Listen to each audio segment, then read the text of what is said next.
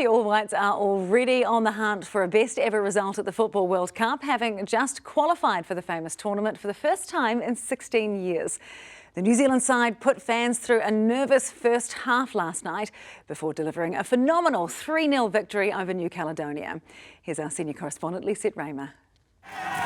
They had the champagne and streamers and a 3-0 score sheet as proof. But even this morning, World Cup qualification in the all-white shirt feels almost too good to be true.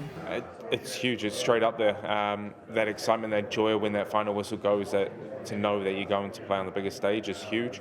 And I think over the next 14 months, every little bit's going to sink into us. It should also be long enough for their supporters to recover their nerves and nails.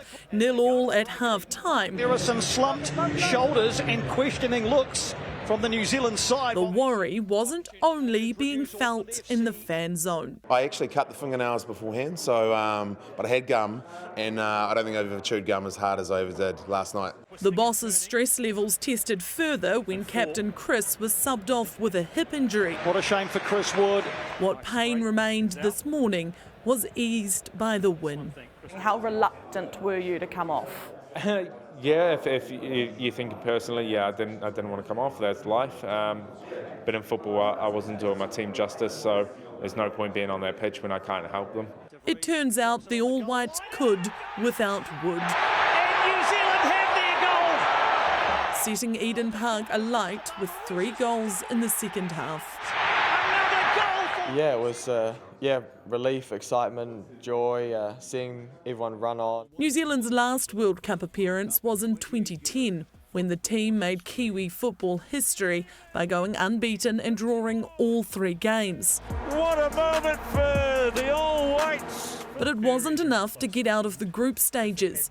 In 2026, they want to go further. I think it's ingrained in Kiwis, you know, that a lot of the time we are the underdog, and we've just got that fight, that determination, that never say die attitude, the work ethic to fight above our weight. The battle for the Golden Trophy is the biggest sporting event in the world.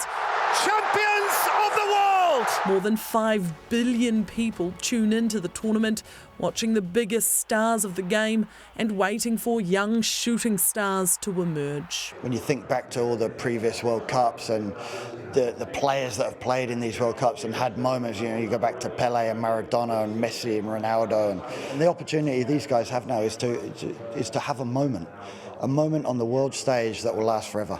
That's the challenge.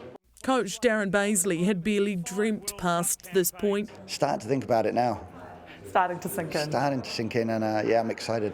And with build-up fixtures against the likes of Ukraine and Ivory Coast already locked in for this year, the team is ready to take New Zealand to the world. It means a lot coming home and being part of this group, being part of this brotherhood and the family that we've got. It's massive, and that's the reason why we all travel all the miles to get back here. The World Cup journey is just beginning.